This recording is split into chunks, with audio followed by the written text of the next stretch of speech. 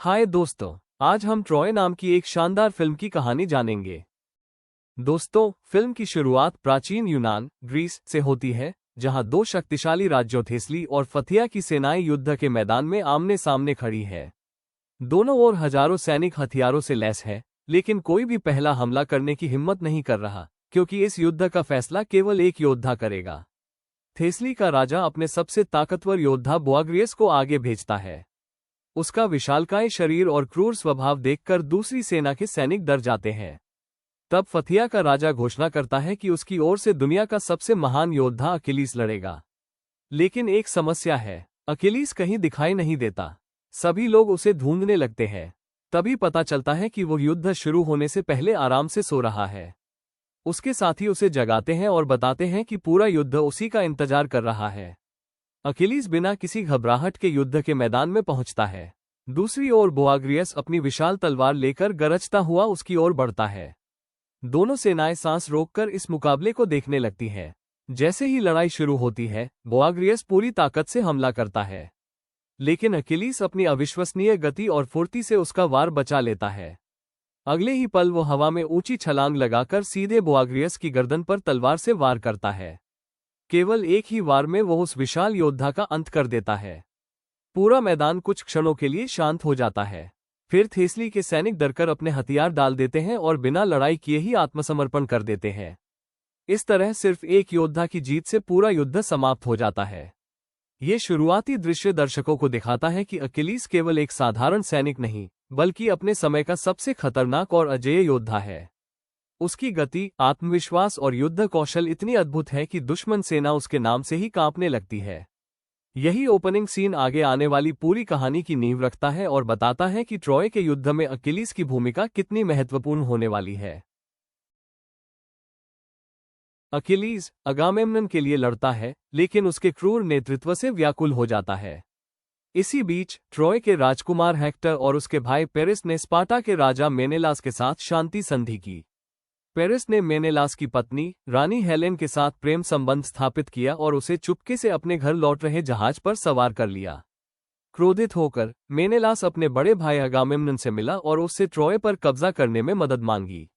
अगामेम्नन सहमत हो गया, क्योंकि ट्रॉय पर विजय प्राप्त करने से उसे एजेन सागर पर नियंत्रण मिल जाता। अगामेम्नन ने इथाका के राजा ओडिसियस को अकिलीस को अपने साथ शामिल होने के लिए मनाने भेजा। दुविधा में पड़े अकिलीस ने अपनी माता थेतिस से मार्गदर्शन मांगा, जिन्होंने उसे बताया कि यदि वह लारिसा में रहता है तो वह शांतिपूर्ण जीवन व्यतीत करेगा, जबकि ट्रॉय जाने से उसे शाश्वत यश प्राप्त होगा। उसके शब्दों और चिरस्थायी प्रसिद्धि के वादे से प्रेरित होकर अकिलीस युद्ध में शामिल होने का विकल्प चुनता है। ट्रॉय पहुंचने पर राजा प्रियम अपने दोनों बेटों हेक्टर और पेरिस का गर्मजोशी से स्वागत करता है। जब वो हेलेन को देखता है तो समझ जाता है कि उसे स्पार्टा से साथ लाना पूरे ट्रॉय के लिए भारी पड़ सकता है। फिर भी वो हेलेन का सम्मानपूर्वक स्वागत करता है और उसे अपने परिवार का हिस्सा मान लेता है। हेक्टर अपने पिता को चेतावनी देता है कि इस फैसले की वजह से यूनानियों के साथ बड़ा युद्ध हो सकता है। लेकिन प्रियम अपने बेटे पेरिस का साथ देते हुए कहता है कि अब जो हो चुका है उसे बदला नहीं जा सकता।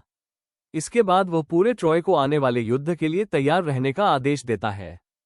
अकिलीस अमर यश पाने के लिए ट्रॉय के युद्ध में जाने का फैसला कर लेता है। इसके बाद वो अपने वफादार योद्धाओं मायमेडॉन्स को इकट्ठा करता है। ये योद्धा पूरे यूनान में अपनी बहादुरी और अनुशासन के लिए प्रसिद्ध होते हैं और अपने राजा अकिलीस के लिए जान देने को भी तैयार रहते हैं। कुछ ही समय बाद सैकड़ों यूनानी युद्धपोत विशाल बेड़े के रूप में समुद्र की लहरों को चीरते हुए ट्रॉय की ओर बढ़ने लगते हैं। हवा में फहराते झंडे, जहाजों पर बैठे हजारों सैनिक और युद्ध के लिए तैयार हथियार यह साफ दिखाते हैं कि अब इतिहास का सबसे बड़ा युद्ध शुरू होने वाला है। अकिलीस अपने जहाज के अगले हिस्से पर खड़ा होकर दूर क्षितिज की ओर देख रहा होता है।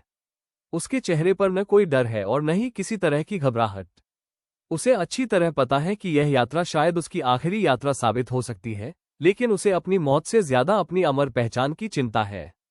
यात्रा के दौरान उसका साथी पेट्रोक्लस उससे पूछता है कि क्या उसे सच में विश्वास है कि ट्रॉय जाकर वे जीत पाएंगे। इस पर अकिलीस शांत स्वर में कहता है कि देवता हमसे ईर्ष्या करते हैं, क्योंकि हम नश्वर हैं। हमारी जिंदगी सीमित है, इसलिए हर पल अनमोल है। एक दिन हम सब मर जाएंगे, लेकिन महान कर्म करने वाले हमेशा याद रखे जाएंगे। ये संवाद अकिलीस के व्यक्तित्व को गहराई से दर्शाता है। उसके लिए सबसे महत्वपूर्ण चीज लंबी जिंदगी नहीं, बल्कि ऐसा नाम कमाना है जो सदियों तक दुनिया याद रखे। आखिरकार कई दिनों की समुद्री यात्रा के बाद यूनानी बेड़ा ट्रॉय के तट के पास पहुंच जाता है। सामने ऊंची ऊंची दीवारों से घिरा हुआ अभेद्य और शक्तिशाली ट्रॉय का साम्राज्य दिखाई देता है। दोनों पक्ष जानते हैं कि अब शुरू होने वाला युद्ध केवल एक स्त्री के लिए नहीं, बल्कि सम्मान, सत्ता और इतिहास में अमर होने की लड़ाई है। अंततः यूनानियों ने आक्रमण किया और ट्रोजन तट पर कब्जा कर लिया, जिसमें अकिलीज और उसके सैनिकों का बड़ा योगदान था। अकिलीज ने अपोलो के मंदिर को लूटा और पेरिस और हेक्टर की चचेरी बहन पुजारिन ब्रिसिस को बंदी बना लिया। जब अगामेम्नन ने दुर्भावनापूर्वक उसे उससे छीन लिया, तो अकिलीज क्रोधित हो गया और उसने घेराबंदी में अगामेम्नन की सहायता न करने का निश्चय किया। ट्रॉय के बाहर ट्रोजन और ग्रीक सेनाओं का आमना सामना होता है। बातचीत के दौरान पेरिस हेलेन और शहर को बख्शे जाने के बदले मेनेलास से व्यक्तिगत द्वंद्व युद्ध करने का प्रस्ताव रखता है। शहर पर कब्जा करने के इरादे से अगामेम्नन ये प्रस्ताव स्वीकार कर लेता है।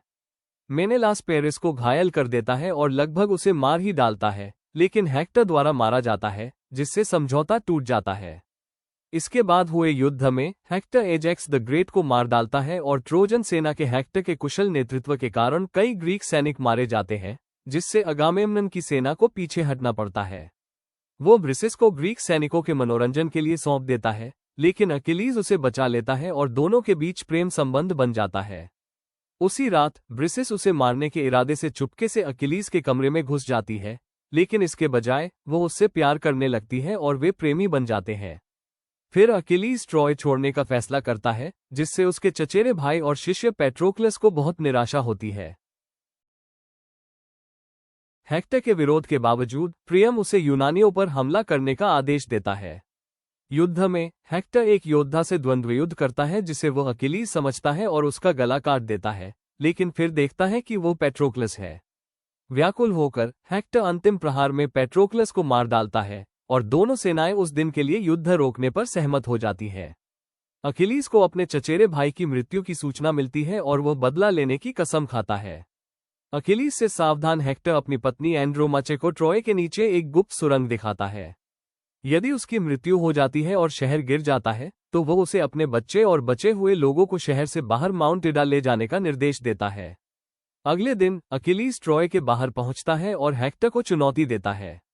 दोनों के बीच द्वंद्व युद्ध होता है, जिसमें हेक्टर मारा जाता है। अकिलीज उसके शव को घसीटकर ट्रॉय के समुद्र तट पर ले आता है। प्रियम चुपके से शिविर में आता है और अकिलीज से विनती करता है कि वह हेक्टर का शव उचित अंतिम संस्कार के लिए लौटा दे। अपने किए पर शर्मिंदा होकर अकिलीज मान जाता है और ब्रिसिस को प्रियम के साथ ट्रॉय लौटने की अनुमति देता है। वो 12 दिनों के लिए युद्धविराम का वादा करता है ताकि हेक्टर का अंतिम संस्कार शांतिपूर्वक हो सके। वो अपने सैनिकों को भी अपने बिना घर लौटने का आदेश देता है। एगमेम्नन घोषणा करता है कि वो किसी भी कीमत पर ट्रॉय पर कब्जा करेगा। चिंतित होकर ओडिसियस शहर में घुसपैठ करने की योजना बनाता है। वह यूनानियों से शांति प्रस्ताव के रूप में ट्रोजन हॉर्स बनाने और ट्रोजन तट को छोड़कर अपने जहाजों को पास की एक खाड़ी में छिपाने का आदेश देता है। प्रियम घोड़े को शहर में लाने का आदेश देता है। उसी रात घोड़े के अंदर छिपे यूनानी सैनिक बाहर निकलते हैं और यूनानी सेना के लिए शहर के द्वार खोल देते हैं, जिससे ट्रॉय की लूट शुरू हो जाती है। ट्रॉय के सैनिकों ने शहर की रक्षा करने का प्रयास किया, लेकिन वे पराजित हो गए और उनका नरसंहार कर दिया गया, जबकि अधिकांश आबादी या तो मारी गई या गुलाम बना ली गई। जब निचले शहर पर हमला हो रहा था, तब एंड्रोमाचे और हेलेन ने सुरंग के रास्ते ट्रोजनों को सुरक्षित स्थान पर पहुंचाया। पेरिस ने ट्रॉय की तलवार एनियस को सौंप दी और उसे ट्रोजनों की रक्षा करने और उनके लिए एक नया घर खोजने का निर्देश दिया।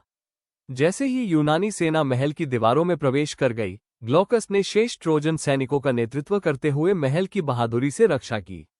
ट्रोजनों ने कई यूनानियों को मार डाला, लेकिन अंततः वे पराजित हो गए और मारे गए। अगामेम्नन ट्रॉय के सिंहासन कक्ष में प्रवेश करता है, प्रियम को मारता है और ब्रिसिस को बंदी बना लेता है। ब्रिसिस एक छिपे हुए चाकू से अगामेम्नन को मार डालती है। फिर अकिलीज शहर में लड़ते हुए आगे बढ़ता है और ब्रिसिस से मिलता है।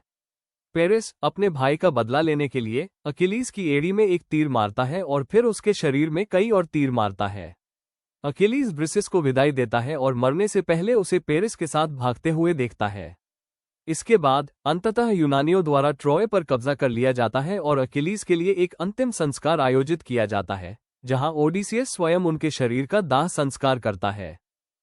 ठीक है दोस्तों, कमेंट सेक्शन में जरूर बताइए कि अगली बार आप किस फिल्म की कहानी का एक्सप्लेनेशन देखना चाहते हैं। अगर आपको यह वीडियो पसंद आई हो तो इसे लाइक, शेयर और हमारे चैनल को सब्सक्राइब करना मत भूलिए। ऐसी ही शानदार मूवी एक्सप्लेनेशन के लिए जुड़े रहिए।